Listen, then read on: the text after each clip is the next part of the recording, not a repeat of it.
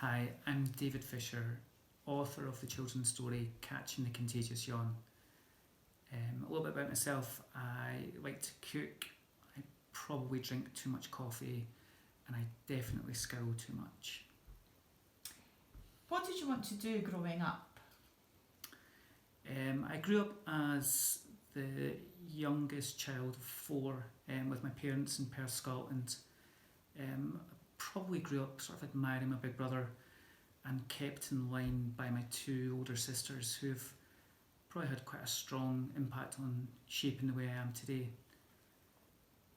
Growing up was good. Mum and Dad were reasonably strict, but not overbearing or put pressure on us to be anything. As long as we were well mannered and behaved ourselves, I think they were pretty happy with us. Any ambitions when you were younger?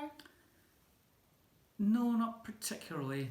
You know those kids at school that sort of grow up sort of always knowing what they wanted to be, like pilots or policemen or train drivers and stuff like that.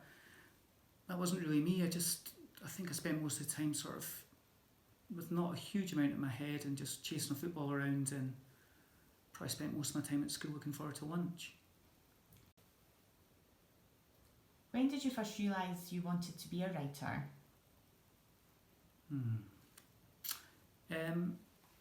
Up until 18 months ago, it never really crossed my mind. It's not something that I particularly sort of had any ambition to do or dreamed of. For over the last few years, I've sort of noted down bits and pieces and rhymes or things that have amused me, but nothing, no structure to it, nothing in particular. Actually, looking back on it, it's a bit dark and cynical. But then about 2 years ago, I was my best friend's best man, and I also had my own wedding speech. And I suppose that provided a creative outlet for my writing, and it's a process that I quite enjoyed. So I suppose that was the first time that I formally started writing. And then since then, I suppose it's maybe stimulated something in me. And this story sort of came into my head around sort of Christmas time, winter time, maybe a year or so ago. And it was really annoying me actually, because I couldn't sleep at night because this silly little bear was in my head and basically stopping me from sleeping. So I thought I'd better just write it down and get it out of the way. And then once it was written down and it took shape, I thought to myself that I might as well submit it, and then it's completely out of my system. And here we are today. So yeah, it's sort of taken a chance, and it's worked out quite well. What has inspired your writing? I suppose nature is a bit of a constant theme. I've always been a bit of a nature geek, watching documentaries like The Blue Planet and Planet Earth. Spent a lot of time in my teens watching sharks and whales and documentaries like that, and that was pretty cool, as you can imagine. And I suppose that's been quite a theme through the writing that I'm subsequently doing now, following on from this book. Apart from that, music's probably been quite a big influence on me. I can't sing a note and I can't play a chord, but I've always been drawn to the language and the lyrics and the words and the songs that I like, from the Jarmans, Pete Doherty, Alex Turner, Kelly Jones, these sort of artists that I've always admired, and they're able to they've got that ability to create imagery and write some beautiful stuff that really paints a picture and can also amuse you at times as well. So it's something I've always admired. How many books have you written? This is my first published book, and we are now in the process of having a second book published, which Hilary and myself are actively working on.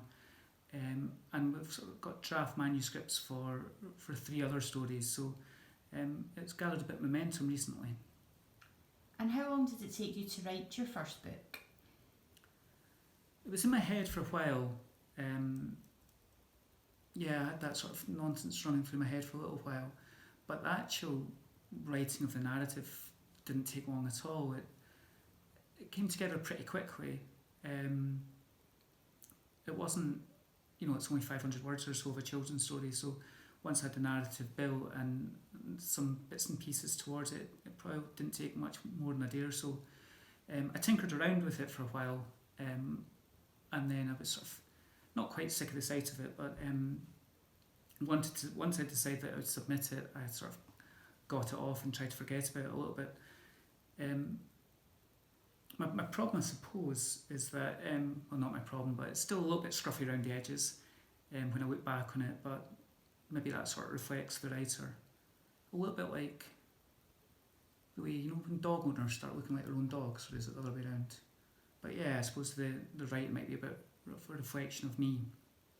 I read about, or I listened to Noel Gallagher talking about if he'd ever known how much Don't Look Back in Anger would mean to people, or how important it would be, he'd have never ever finished writing it. And I can relate to that a little bit. Not that I'm ever comparing myself to Noel Gallagher, but I can understand where he's coming from there, and yeah, I'm probably a bit like that. If I was to reread my story now, I would probably want to change bits and pieces, so I probably never got around to finishing it. And what did you enjoy most about the publishing process? The publishing process was really interesting. As a novice writer, I had no idea what we were getting into, and I was really surprised, pleasantly surprised, by the trust and the faith our publisher showed in both myself and my sister Hilary, who illustrates the tale. They gave us real sort of creative freedom to design all elements of the book. There wasn't any changes to the manuscript, so really we had full license to produce the book in the way we wanted. I suppose the other thing that I quite enjoyed was the secrecy of it all. We managed to keep the book pretty much a secret from family and friends, except from our wife and Hilary's husband Stephen. So it was nice to go through that process together, sort of feeling our way through it, and then at the end being able to surprise our family with the finalised version of the book, which came as a bit of a shock to everyone, I think. And what do you like to do when you're not writing? Writing only really takes a pretty small part of my day, to be honest, or of my life. I'm still working, obviously, and I spend the vast majority of my time with my wife and my 4-year-old son. Beyond that, I like to suffer a little bit on my road bike, and I try and keep myself healthy and fit as I can. I miss a little bit, obviously, due to lockdown. I miss sort of having a good sit down with my friends and a couple of drinks in a pub. But apart from that, I've got pretty simple pleasures in life, I think. And what do you think makes a good children's story? From my opinion, I suppose you don't want to take it too seriously. I've been sort of drawn to a sort of a decent narrative through sort of nature events or bits and pieces that I've seen, but I suppose ultimately it's for the enjoyment of children and for adults who are reading it as well. You don't want to get too political or too controversial. I don't really think anyone particularly wants to read about the pandemic just now as we live through it. Ultimately, I think what I try to do is I try to weave some facts and some humour through the storyline and hope that it stimulates children and perhaps provokes some interest in some of the stuff that I'm interested in, and perhaps stretches their vocabulary where it's possible. Kids are quite incredible little things. We've got nieces and nephews and my own son, and their capacity to absorb and develop is astounding, really. So I don't really think there's any harm in stretching the vocabulary or the lexicon of these little people to expose them to bigger words or to concepts, and hopefully the stories can provide some escapism as well for them. And do you hide any secrets in your books? Not specifically. The work, my side of it, the writing of it, is only about 500 words or something, so it's not really in depth enough to weave any secrets or red herrings through it. But I suppose Hilary, on the more the creative side, I suppose, has been able to do some nice stuff. So in our story Catching the Contagious Yawn, she's been able to use her daughter's and my son's fingerprints for the falling autumn leaves, which is a really nice touch. So literally got their imprints on the book as well as our own. And I think hopefully that's a trend that we could continue in the future with future books. And any advice for any other aspiring writers? No, not really. I don't really want to give any advice because my book can only sell a few copies and I look like a right fool. I suppose that I've just taken a sort of a chance. I wrote mine to get it out of my system a little bit, and there's no harm in it.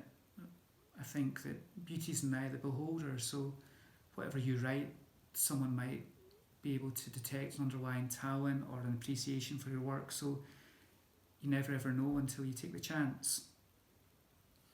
I suppose even the Beatles were rejected once, weren't they? Thank you.